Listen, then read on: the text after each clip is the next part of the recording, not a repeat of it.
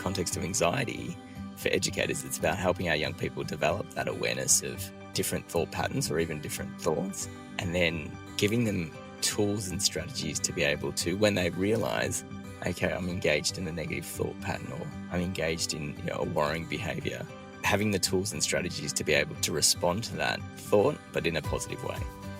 Hello, I'm Dr Jodie Richardson, and you're listening to Well, Hello Anxiety, a podcast where we end the struggle with anxiety and build our toolkit of practical skills to thrive. Hello, lovely listeners. Thank you for joining me for another episode of Well, Hello Anxiety.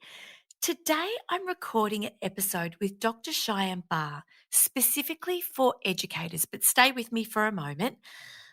Despite the fact that Shyam's expertise is really around education, there will be some real nuggets here today for parents. Whether or not you're parenting an anxious child or teen, or whether or not you are a parent of a child or teen, where anxiety is just a normal part of the human condition. We know it shows up regularly anyway. So hang around if you think that today's episode around metacognition and self-regulation is going to be something for you as a parent.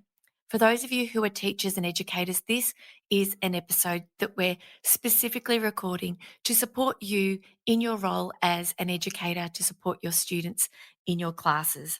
And if you're not joining us, we will miss you, but I will see you back again next week for another episode full of helpful tips, ideas, insights, and strategies. Dr. Shyam Barr is joining me today from Melbourne. He's visiting Melbourne, normally residing in Canberra. He helps educators foster metacognition and self-regulated learning in their students. And you'll know, if you've listened to Well, Hello Anxiety from the very early days, that I've recorded a specific episode on metacognition. It's a really powerful skill and something that is really important for us to spend time on today. And Dr. Shyam Barr will be sharing his expertise around that and self-regulation, as well as many other aspects of his expertise. So Dr. Shyam Barr, he's a thought leader in education. He holds national and international roles as a consultant and researcher. He's an associate professor of learning sciences in design and pedagogy in the Faculty of Education. And he's the largest funding prize winner of the University of Canberra's big research pitch competition, where he pitched preparing young people for uncertain times. So I'm very grateful to you, Dr. Shyam Barr, for your time today. And thank you for sharing your expertise with us and really supporting teachers in this way today through this episode. Thanks, Jodie. It's a pleasure to be here. Thank you so much. It's a really tough time in schools. We know that. We were having a chat off air about the challenges for teachers for their own mental health and well-being, and the demands on them in their roles, and also the challenges for students given the anxiety that's being experienced across the board. And I wonder if you could help us by starting to discuss some examples of anxiety in the learning context. Absolutely. So as you've noticed, teachers are having a challenging time themselves. And so that's for their own personal mental health. But in terms of the workload that they're managing right now on the back of 2 years of lockdowns and COVID affected kind of curriculum and teaching experiences. So they're managing quite high workloads, and that is leading to a range of mental health challenges and wellbeing issues for teachers. But in the context of learning in the classroom, for students, they can experience anxiety in multiple ways. One of the most common, I guess, tends to be around anxiety. So, a test anxiety or an assessment anxiety.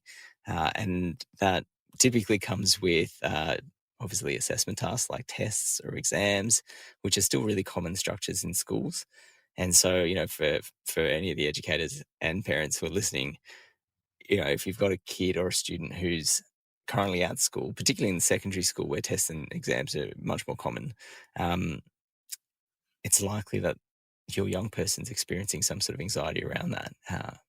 So that's one of the main ones.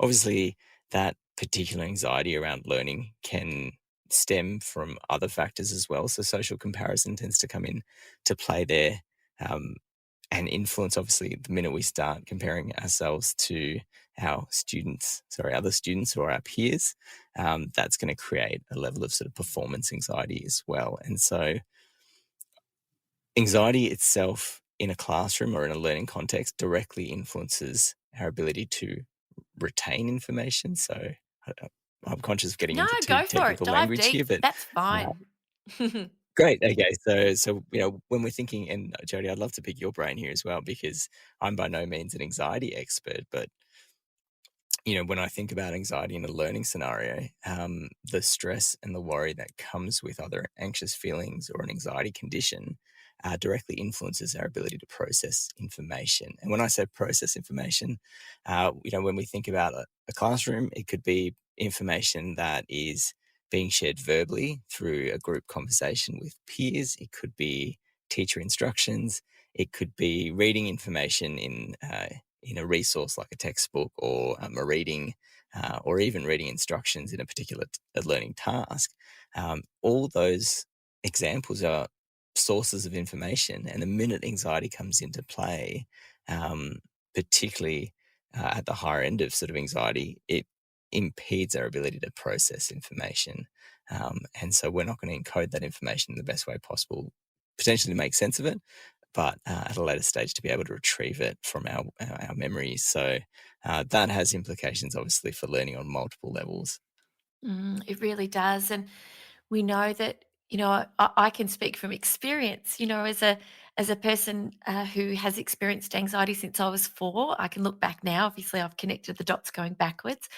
And knowing that when you are in a classroom feeling anxious, that your attention is not on what you'd like it to be on. Your attention is often focused on the worry of whatever it is that's really triggered the threat that's been detected by the brain. And so, on top of the things that you were saying around being able to take on board information, really process it, really make connections between what you're learning, and then being able to draw on that at a later date, which is what education's about.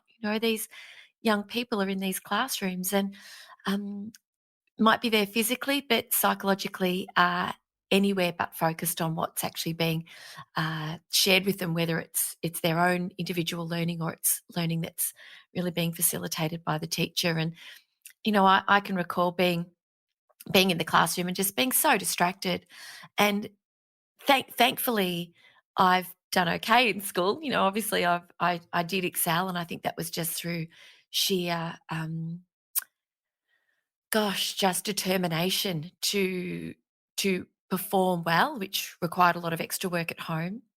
And so I think really raising this as an initial understanding for the educators that are listening and for parents to understand what's happening is that it's really difficult, and it's really important for anxiety to be recognised and managed in a classroom setting so that that learning can occur and it doesn't put outside pressures on kids once they're home to try to catch up. So yeah, so thank you for bringing that to the fore and to opening the conversation in that way. I know you mentioned the word distracted in there, and I think that's a really useful word in the way that we think about anxiety in the classroom because often conversations with educators is, how can I help my students manage distractions? And often the distractions are considered external to the student, but distractions can come from internal to the student or the learner as well. And anxiety can be one of those potential distractions. And I think I definitely are on the side of kind of rather than managing distractions, I prefer language like regulating attention because I think it puts the learner it empowers the learner to be able to make choices about how they actually allocate and regulate their attention, rather than I think managing distractions almost as language can be interpreted as if it's happening to them. It's an external force happening to them, and therefore it almost puts the learner in a reactive position as opposed to a proactive position. Thank you for clarifying that perspective because from an educator's point of view, and I've been a teacher as well, so I've worn a lot of hats. I guess I've been the anxious kid in the class, worrying about something that might have happened at recess and lunch and being solely focused on that when I've returned to the classroom and not being able to focus on my work. And I've also been the teacher in a classroom, observing, and a very young teacher in early 20s, and still didn't understand my own anxiety at that point and even know what anxiety was or what it meant, and looking at students who didn't have a focus of their attention on the work and making a lot of assumptions about what was the cause of that and what was the solution to that as well. And so for you to highlight the idea that the distractions can be internal and so often are, it's really hard to be a young person at the moment. There are a lot of influences on attention. We know that even just our attentional control is being affected purely by screens and time online, gaming and screens and social media and various other things. So to bring that to our attention and it is really important. And it helps us lead into this idea of metacognition, doesn't it? About this, well, I'll let you define it because I'd really like for you to start by doing that, please, and to help us understand, you know, let's start with what is metacognition, and then we can lead on from there as to why it's important to understand it. Great. And metacognition, I think if you were to ask most educators what metacognition is, I think the common response would be thinking about thinking is I guess, the common language that's used for metacognition. I actually recently presented on metacognition and how we define it. And I think thinking about thinking as an initial understanding is okay, but it's insufficient because it actually misses a key component of metacognition. So one definition that I really like, and more than happy to share these specific kind of references with you, Jody, so you can pop them in the podcast notes. But I really like Brown's definition, so which is metacognition as knowledge of cognition and regulation of cognition. And that actually captures, I've been through multiple definitions in research literature for how metacognition is explained. And it's not just about how we think in that, thinking about thinking. It's not just about awareness of that thinking. The second component, which is regulation of cognition, is actually the choice we make to change that thinking once we're aware of it. And so that's why I like Brown's definition, which is knowledge of cognition, regulation of cognition. And what that implies is that we're aware of our thoughts, but we're also aware of the strategies and the choices that we can make to change that thinking. And so hopefully that makes sense, Jody, but feel free to ask any questions. Yes, well, one of the things that you've brought to our attention through that definition is the idea that it's becoming aware of where your attention is, isn't it? What you're focusing on, what you're thinking about. And one of the things that I like to say around metacognition is that we can be swept away by what we're thinking, we can be caught up in it, but eventually we realize that we've been swept away and we can observe that that's happened and we can return our attention back to what it was, whether or not it's the book we're reading when we're lying in bed at night, or it's a young person in a classroom who's realized they've started thinking about catching up with their friends after school and which uh, treat they're going to buy at the supermarket, versus back to what's happening here in the classroom. So those two parts I think are important, that awareness of what it is you're thinking about, and then being able to notice and make that observation and then do something about it. Is that a reasonable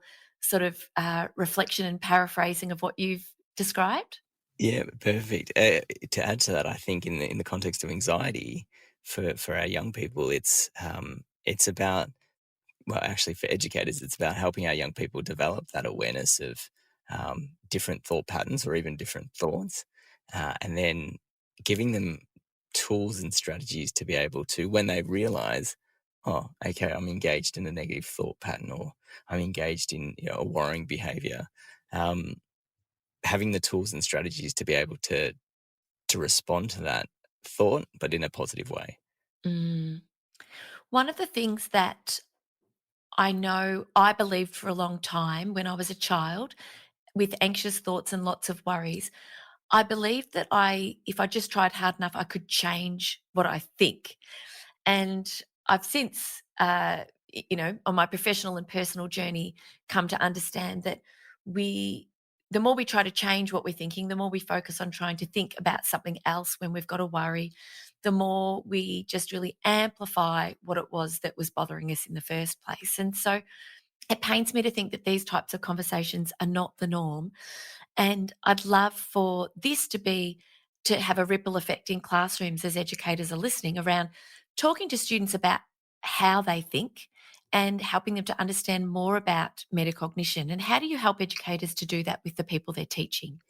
So one thing that um, my research, but also other research studies in the field of self-regulated learning has shown is that actually as educators, and I was very much and still, probably consider myself to be in this bucket, is that we don't have a very deep knowledge of um, cognitive processes. And that might sound silly, particularly, given the number of years that educators spend in universities studying to be teachers and their ongoing continuing professional development. But um, this actually was highlighted for me back when I was working in schools, because I originally was a secondary school science teacher, and I thought, I thought I had a good understanding of how we think and how thinking occurs in learning processes. And as I started to dig deeper, particularly through kind of my further studies and my own research, I realized that actually I didn't have a very deep knowledge, and the teachers that I was working with and interviewing and observing didn't.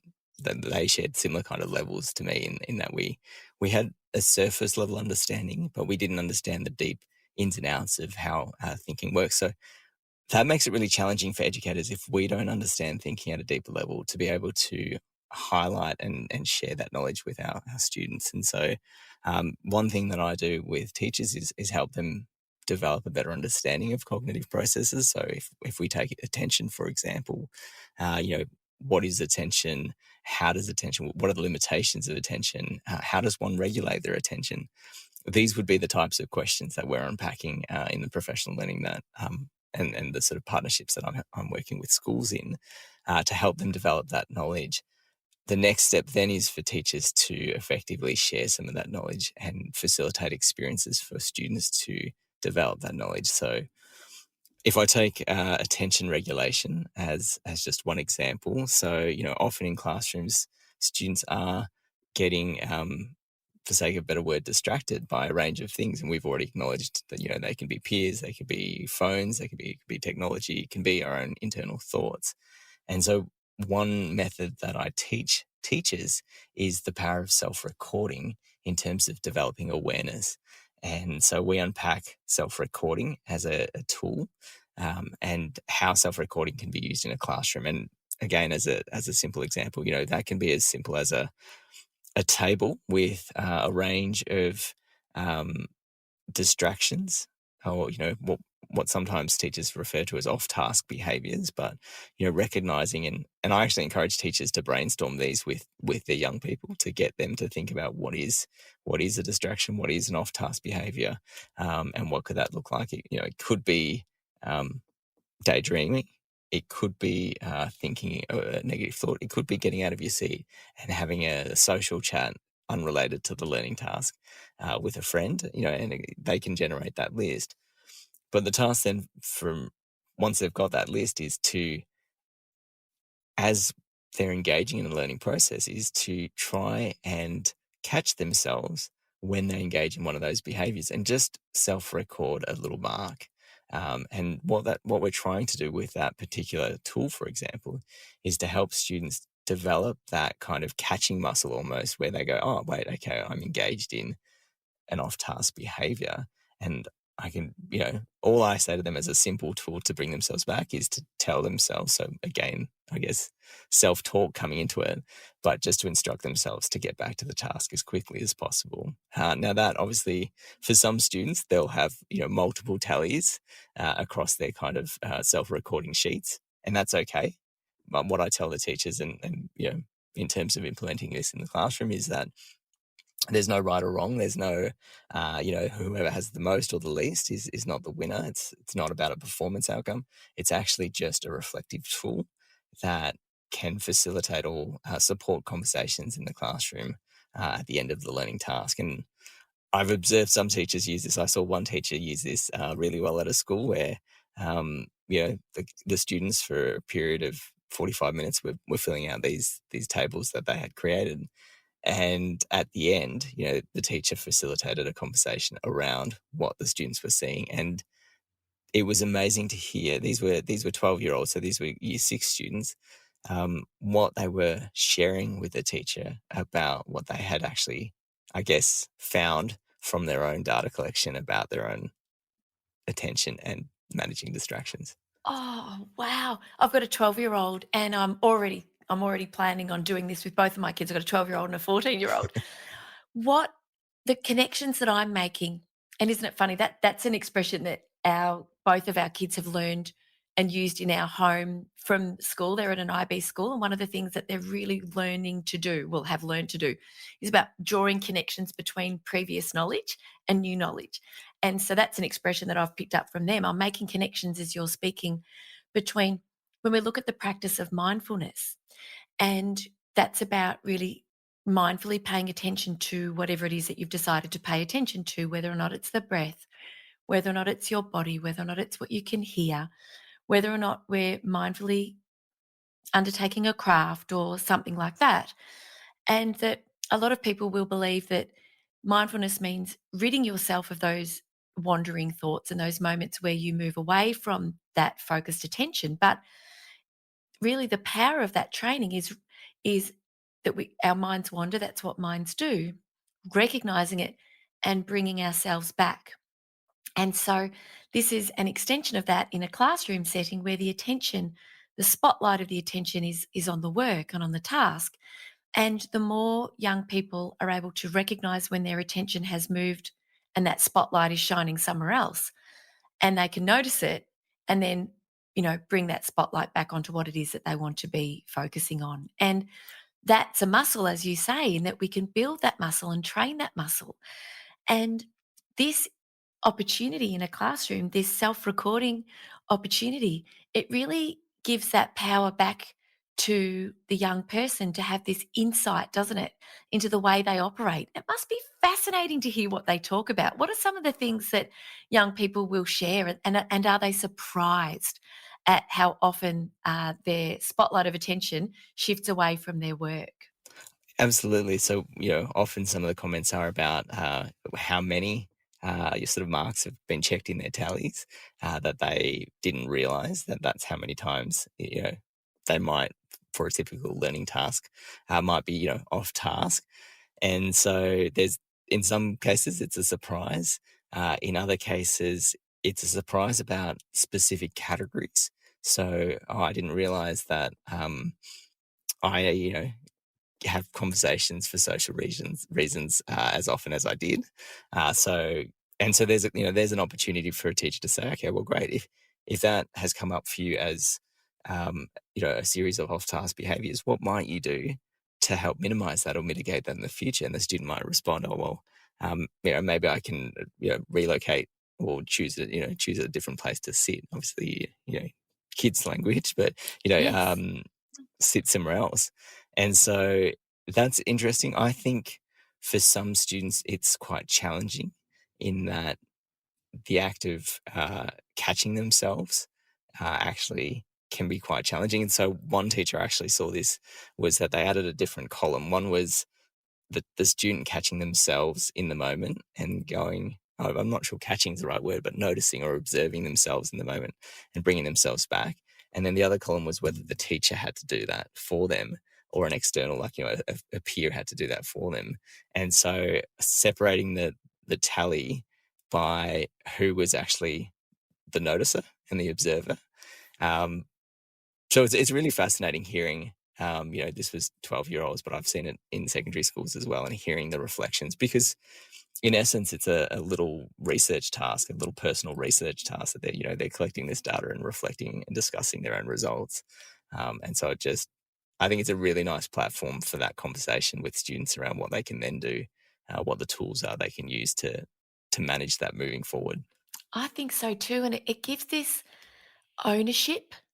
It gives this real ownership, doesn't it? And one of the things that I personally in my own life, I'm reading Johann Hari's Stolen Focus at the moment. I'm not sure. Have you read his book? I haven't read it, but it's been recommended to me multiple times, actually. Yes, it's I think we all look at the title and we go, "Yep, I know what this is about." And it sat there for a little while because I was also reading Maybe You Should Talk to Someone, which is right in front of me. And that's another great book recommendation. But what I'm learning through reading his book is just how much of an influence screens are on our attention.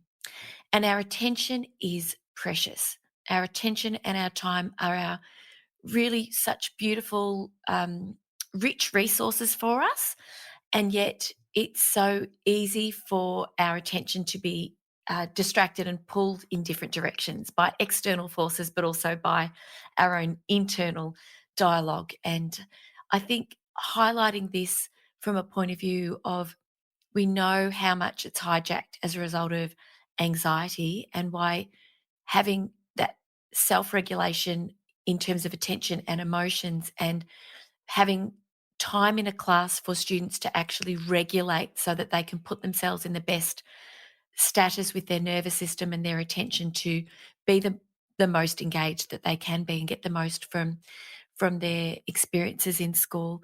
I think it's really powerful that we're having this conversation because never before in our history has our attention been something that we need to spend time learning about, focusing on, and prioritizing in the way that we are through conversations like these. So, thank you for sharing with us these insights into what's happening in these classrooms. And what I'd also be interested in knowing more about is once this awareness has been raised, what next? How do teachers, what's one example of how teachers can help young people or parents even to really build these metacognitive skills and these self regulation skills to sort of manage distraction, whether it's caused by anxiety, whether it's caused by friends or peers or daydreaming?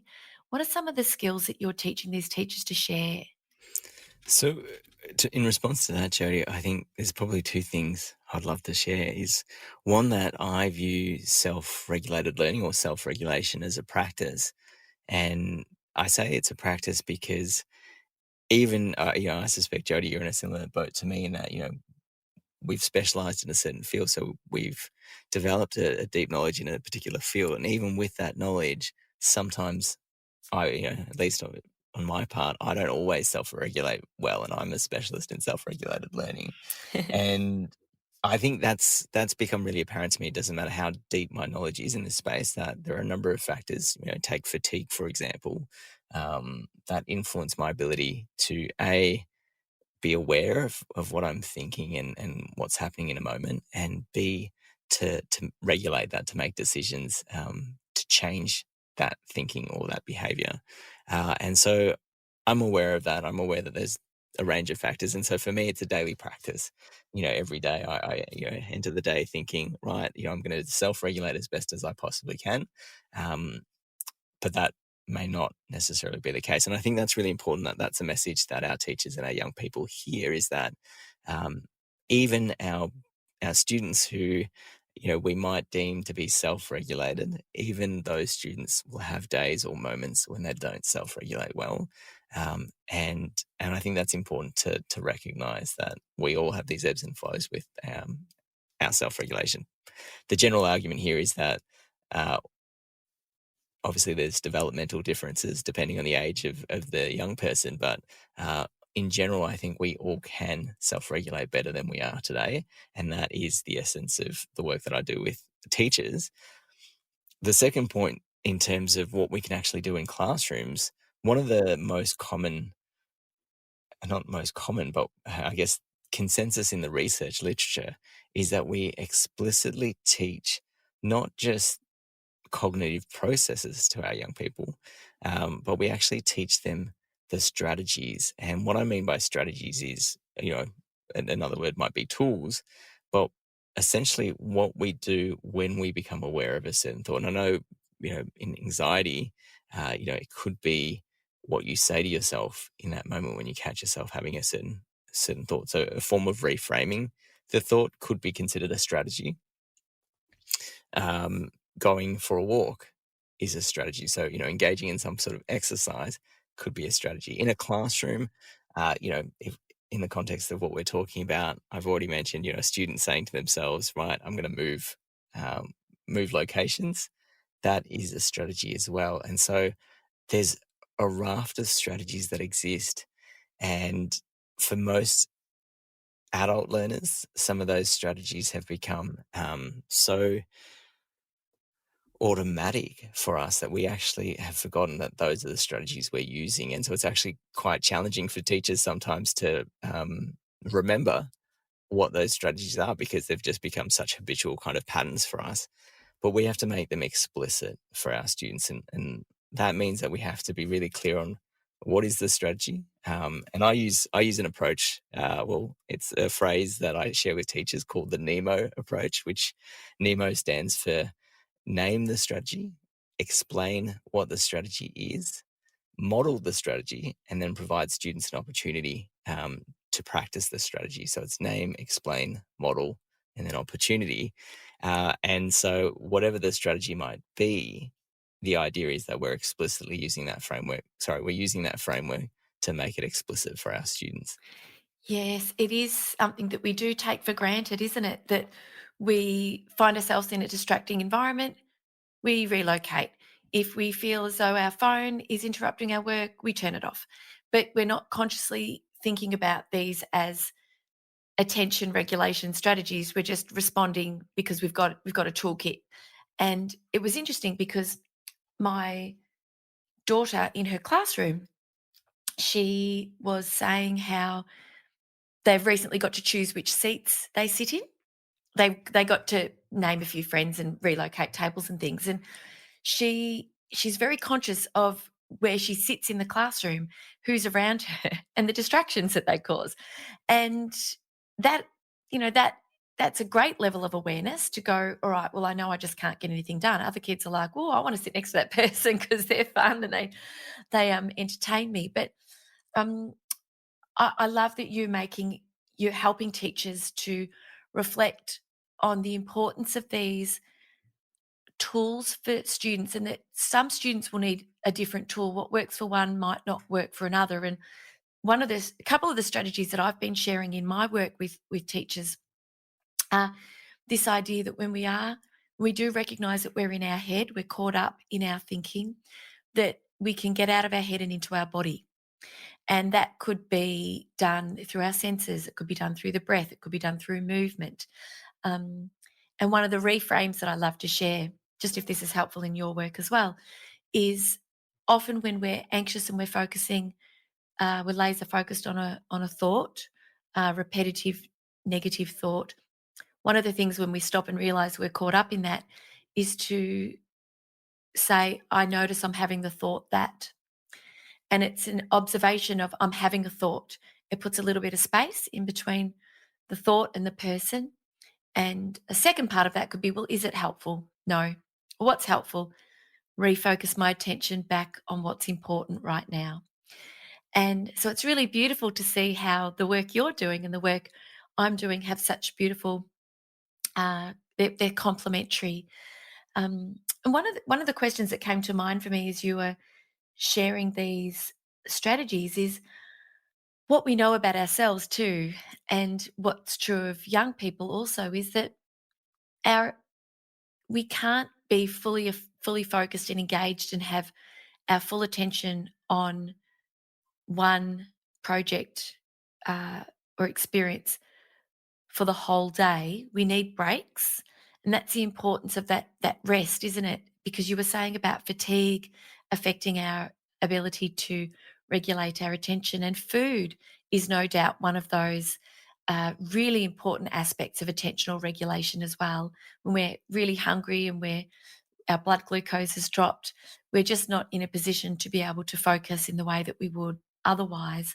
Um, and so when it comes to young people in classes where they've got an expectation on them to concentrate and focus and regulate their attention frequently and for long periods throughout the day, what do you suggest are lovely, deliberate little breaks for people to rest and enable that default mode thinking to come into play, so that there can be a little reset and a re-energizing for the next class or the next uh, lesson that's expecting full attention once again?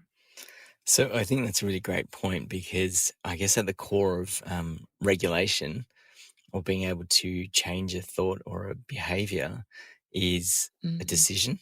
at the core of that is a decision. And you're absolutely right in the nature of kind of decision fatigue that we experience throughout the day, and the need for, what I call kind of a cognitive refresh, but a mental break essentially, to try and mitigate that. There are studies that have shown.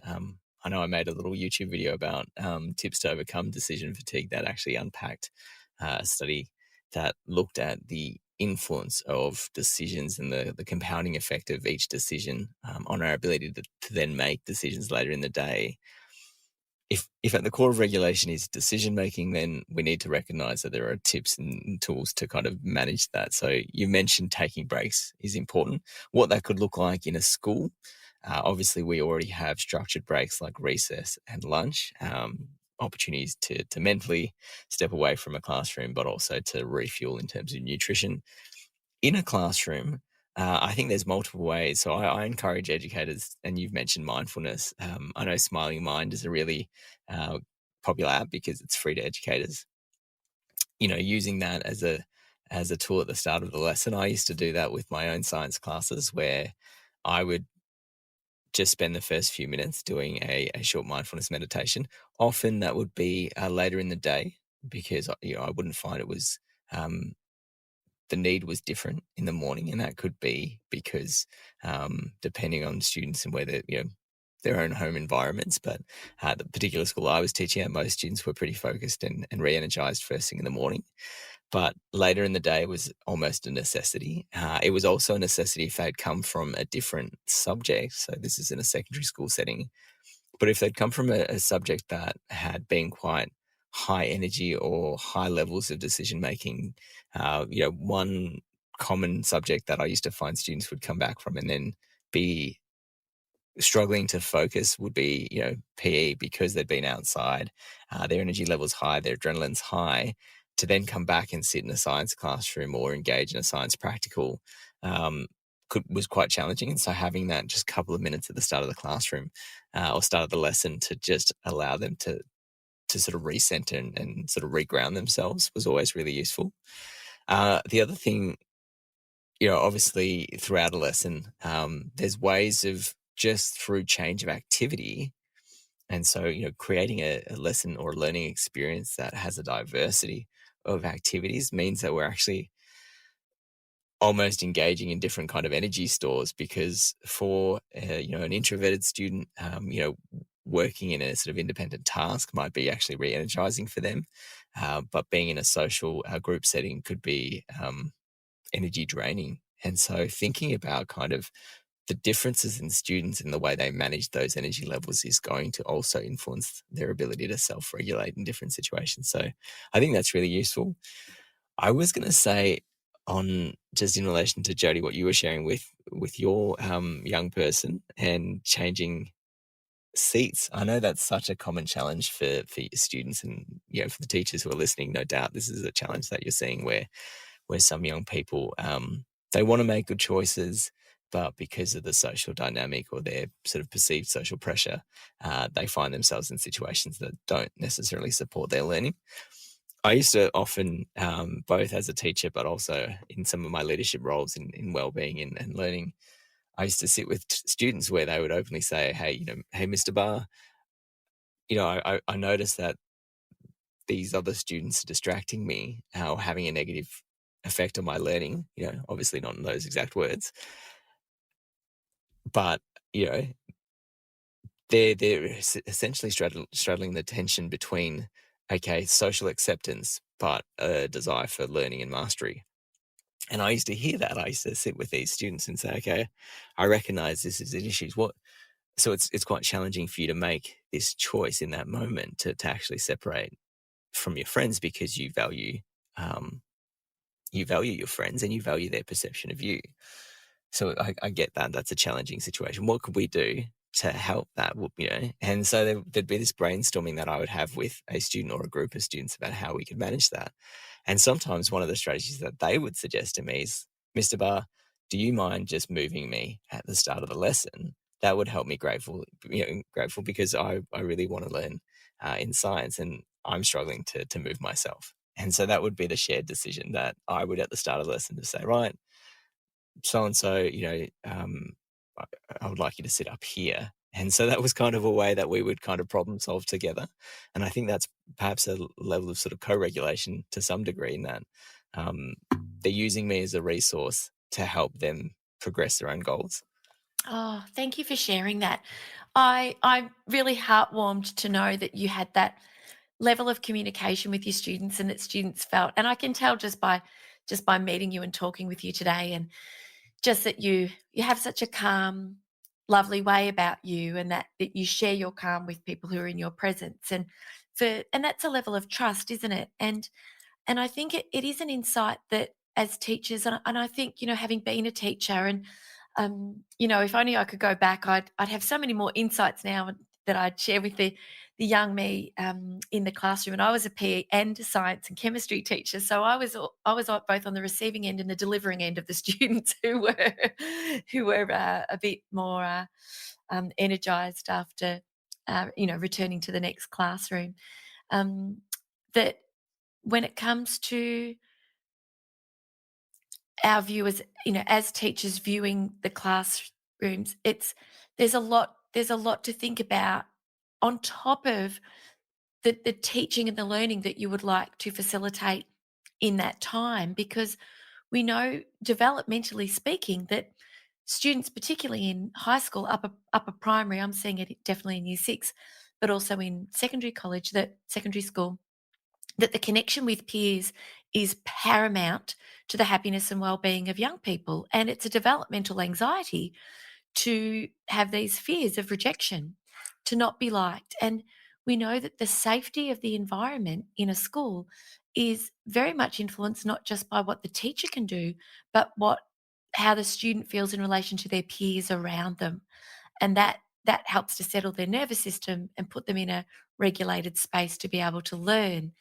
And it's so hard for teachers, because walking into a class where you're teaching Indonesian or science, or you're doing a prac and you're teaching how to use a Bunsen burner, and there's going to be flames and gas, and that's a focus. And what are the outcomes that you want from the time that you spend with the young people in that class? But there are so many other layers and levels of uh, other variables that are influencing the experience of those young people in that classroom. And it's hard for a teacher to be able to take on board all of those variables and influence them in positive ways in every class. It's just too much. But I think establishing those connections with young people, establishing that line of communication, and even just opening up at the start of a year around attention, around distraction, around connection with the teacher, so that there's an opportunity to come and have those conversations if that arises, and that gives ownership to the student, that's a really important part of that learning process. There's a lot to do for teachers. It's a very different role to what it feels like it was when I was, just starting out, which was over 20 years ago. It is. It definitely has changed, and the diversity of students that we're supporting in classrooms presents a range of challenges. There's no classroom that I've been in will be exactly the same as any other classroom that perhaps Jody, you've taught in, or other teachers who are listening are teaching in. The dynamic of the student, the individual student, but the dynamic of the group is constantly changing and evolving, and so there isn't a one size fits all approach here when it comes to supporting our young people in the way that they manage anxiety. And we've spoken about anxiety and social acceptance, but also in terms of potentially distracting thoughts. But anxiety and worrying can manifest in multiple ways around in learning situations, about learning situations. And obviously, I mentioned assessment and tests as well. And so we really need to think about the individual student, the human that we are teaching and working with, and think about sharing tools and strategies that might help them, getting them to practice and use those, and then to think about whether or not those are tools that they want to continue using moving forward. Because as we mentioned, I think it's important for students to have a deep and wide repertoire of strategies, deep knowledge of strategies, but a range of strategies that they can draw on, because every context will be different. So then they can pick and choose for that particular context. I will say, actually, Jody, I know we focused probably more on kind of distracting thoughts and managing and regulating attention, but I'm conscious that educators might be thinking, if they're, particularly at secondary school, if they're thinking about assessment tasks. I did want to say, in terms of strategies that we might teach students to manage anxiety around assessment tasks, if I take sort of more cognitive strategies such as spaced practice, so teaching students how to engage in really useful learning or revision kind of practices leading up to assessments. So that preparation in itself can reduce the worrying and the anxiety that comes with performance and assessment. So spaced practice is important.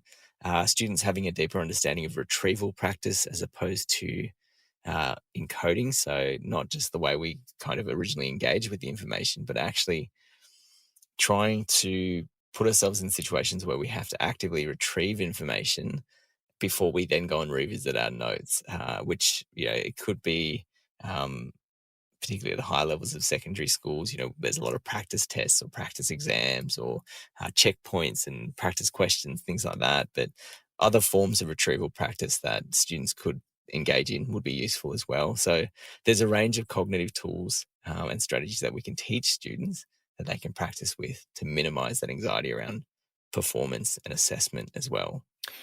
Thank you for sharing those ideas with us, because it's uncertainty, it's the high expectation and uncertainty that can really drive anxiety.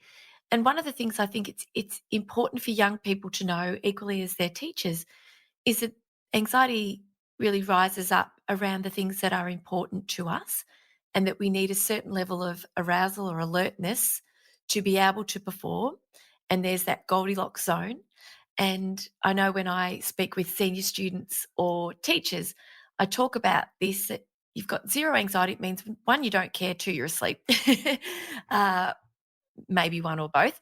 Uh, but if your anxiety is so high, we see that in choking in sport, don't we? I'm talking about that Yerkes-Dodson bell curve, and that there is a Goldilocks zone. So anxiety is not all bad. It gets a very, very bad rap. It's very frightening for a lot of people.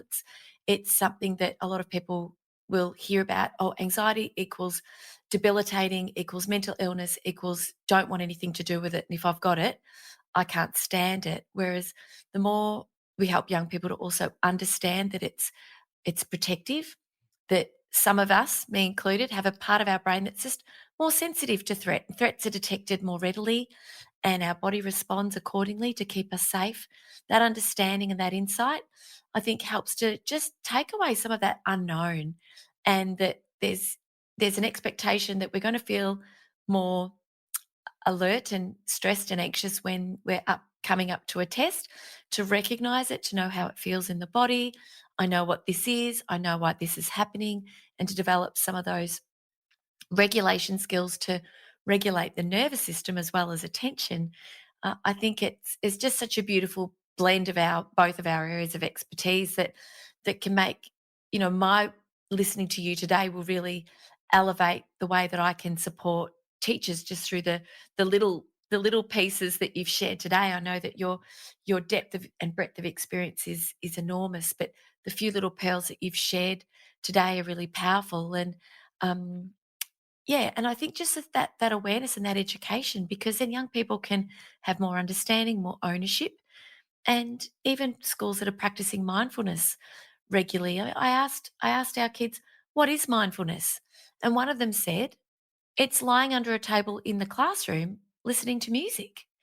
And I thought, "Wow, you've done years of this." And there isn't that clear understanding that we don't. Yes, that is a mindfulness practice, but we're not practicing mindfulness to get better at mindfulness and to get better at, listening to music under a table in the classroom.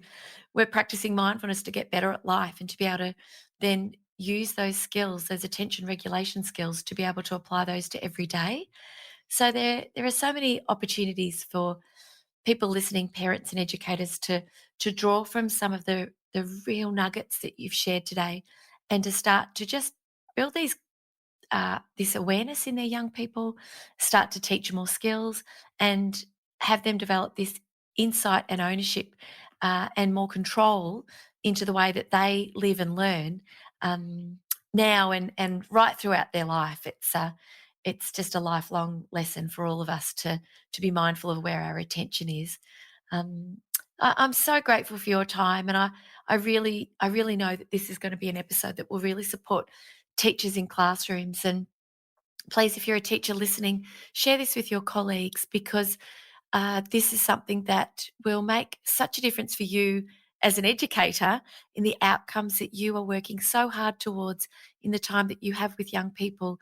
But they're lessons in life that will benefit everybody who has access to this kind of knowledge. So, Dr. Shyam Barr, thank you for your time. Thank you for your insights and expertise.